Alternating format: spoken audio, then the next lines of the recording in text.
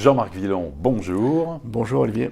Directeur général de Crédit Logement, vous publiez votre observatoire sur les crédits immobiliers aux particuliers, observatoire très attendu que vous publiez cette semaine. Alors après des taux d'intérêt historiquement bas que l'on a eu déjà l'an dernier, on a eu un début d'année excessivement très favorable, les conditions d'emprunt. Est-ce que ces conditions d'emprunt sont encore attractives? Est-ce qu'on a des records au niveau des taux d'intérêt? Je crois que les taux sont toujours plus bas depuis qu'on en parle. On est aujourd'hui sur le mois de mars à 1,39 en moyenne. Toute durée confondue. Toute durée confondue. Et la première tendance pour le mois d'avril, c'est 1,36, donc c'est même encore légèrement plus bas. 1,36%, donc taux d'intérêt moyen, toute durée confondue, c'est du jamais vu? C'est effectivement pratiquement du jamais vu. Ce qui est intéressant surtout, c'est de voir que les durées les plus longues bénéficient des baisses de taux les plus importantes. Par exemple, aujourd'hui, sur 20 ans, on peut emprunter à 1,32. C'est 14-15 centimes de moins qu'il y a un an. Sur 25 ans, on peut emprunter à 1,55. C'est 17-18 centimes de moins qu'il y a un an. Donc plus les durées sont longues, plus les taux sont attractifs. Alors, quelles sont les raisons et comment expliquer justement l'attractivité de ces taux d'intérêt? Pourquoi en fait? Alors d'abord, on a un contexte de taux d'intérêt sur les marchés financiers qui sont très bas, soutenus à la baisse par des taux de la Banque Centrale Européenne qui sont nuls, voire négatifs, donc qui entraînent des taux d'intérêt sur l'ensemble des marchés qui sont extrêmement bas. Et puis à côté de ça, on a aussi une compétition féroce entre les banques pour conquérir de nouveaux clients, pour fidéliser leurs clients qui ont un projet immobilier. Alors, et en plus, c'est le printemps de l'immobilier en ce moment avec une prolifération de salons immobiliers un peu partout en France. Comment, selon vous, Jean-Marc Villon, ça va évoluer en fait cette année? Est-ce qu'il va y avoir quand même des remontées d'ici la fin de l'année ou c'est difficile, mais quelle est votre perception? C'est difficile de faire un pronostic. On pourrait penser que les taux doivent légèrement commencer à remonter dans la foulée de taux sur les marchés financiers qui devraient eux-mêmes commencer à remonter. Mais on s'est déjà suffisamment trompé par le passé et je voudrais être très prudent sur les pronostics. Moi, je pense qu'il faut rester sur l'idée que les taux vont rester très bas. Ils vont peut-être pas continuer de baisser. En tout cas, s'ils remontent, ça va être très très légèrement. Donc selon vous, on ne va pas remonter au-dessus des 2% durée moyenne d'ici la fin de l'année? Ah non, absolument pas. Si à la fin de l'année, on est à 1,50, à 60, je pense que ça sera un peu le bout du monde. Alors, justement, pour profiter de ces taux d'intérêt, est-ce que les Français empruntent sur des durées plus longues? Ah oui, indéniablement, les Français empruntent sur des durées plus longues et ils ont besoin d'emprunter sur des durées plus longues parce que les prix de l'immobilier ont plutôt progressé dans ces dernières années dans la plupart des grandes villes. Et donc les Français, pour solvabiliser leurs opérations, ont besoin de durées plus longues.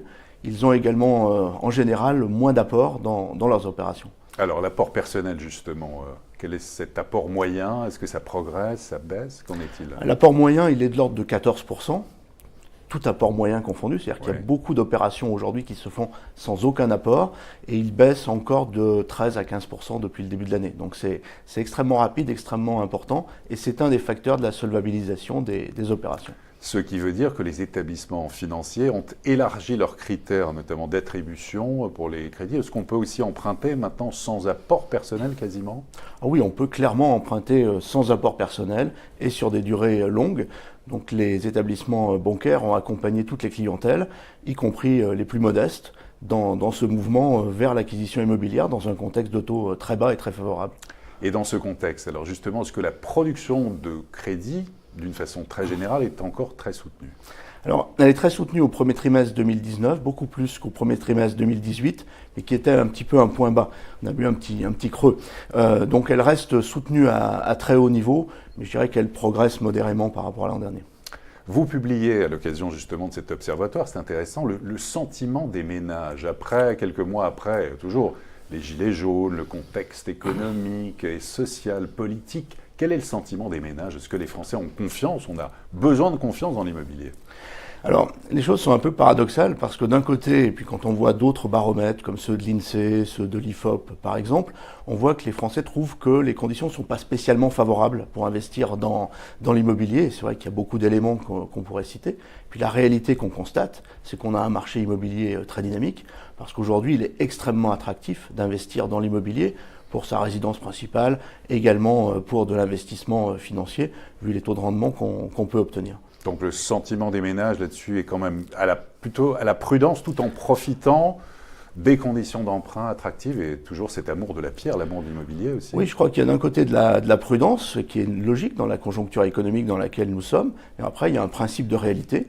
Les taux sont bas, les rendements de l'immobilier sont attractifs, les prix sont plutôt en progression, donc les gens sont réalistes par rapport à ça, sont pragmatiques, sont intelligents dans leur choix d'investissement, et donc effectivement ça pousse l'investissement dans la pierre.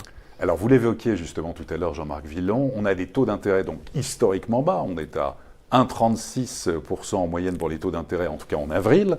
Mais d'un autre côté, on a des prix de l'immobilier, notamment dans les grandes villes, qui sont plutôt à la progression. Alors comment fait-on ce ratio sur le pouvoir d'achat immobilier? Quelles sont les villes où on gagne du pouvoir d'achat immobilier et les autres? Parce que ce que vous établissez dans l'Observatoire. Alors les situations sont un peu différentes, effectivement. Ça, je crois que c'est quelque chose d'assez nouveau dans les dernières années. La situation est assez contrastée entre quelques grandes métropoles qui poussent vers le haut au niveau des prix immobiliers et dans lesquels le pouvoir d'achat immobilier est plutôt à la baisse, malgré des conditions de crédit attractives en termes de taux, on vient d'en parler assez longuement, mais dans ces grandes métropoles, on a beaucoup cité le cas de Bordeaux, c'est un peu moins vrai, mais c'est toujours présent, à Paris, à Lyon, à Toulouse, on a plutôt une baisse du pouvoir d'achat immobilier. Donc baisse du pouvoir d'achat immobilier sur quelle ville précisément donc? Principalement, si on prend sur la période récente, je regarde mes notes, sur Paris, Lyon, Bordeaux encore et toujours, et Toulouse en particulier. D'accord, et celle où alors c'est moins vrai oui. sur Lille par exemple, où les choses sont plutôt stabilisées, ou Marseille, ou même à Nice, où là il y a plutôt un léger gain de pouvoir d'achat immobilier, vu les conditions locales, malgré des prix qui ont un peu progressé. Et à l'autre extrémité du spectre, on a des villes où les choses se passent moins bien, sont plutôt un peu sinistrées, avec des prix immobiliers qui continuent de baisser, dans une conjoncture qui est plutôt pourtant favorable. On peut citer par exemple Amiens, Perpignan, Reims, Dijon, Saint-Étienne et quelques autres grandes villes, grandes agglomérations, dans lesquelles les conditions économiques locales poussent plutôt malheureusement les prix à la baisse. Alors là, du coup, ça crée, pour ceux qui sont emprunteurs, un gain de pouvoir d'achat immobilier. Ils peuvent acheter plus de mètres carrés, mais du fait d'une conjoncture économique locale qui est moins favorable. En conclusion, Jean-Marc Villon, plutôt optimiste en tout cas pour cette année 2019? Je pense qu'on est sur une très bonne dynamique qui va se poursuivre cette année dans un contexte de taux qui sont bas. Alors tout dépendra ensuite de la façon dont les banques continuent ou pas d'accompagner ce mouvement, notamment au travers des apports personnels qui peuvent être demandés, dans un contexte où on le voit bien, les autorités monétaires et financières commencent à s'inquiéter un peu de cette augmentation des volumes dans l'immobilier. Donc on devrait quand même voir un certain niveau de régulation s'opérer dans l'année. Très bien. Jean-Marc Villon, merci beaucoup. Merci à vous. Et à très bientôt pour une prochaine édition du Club Imo.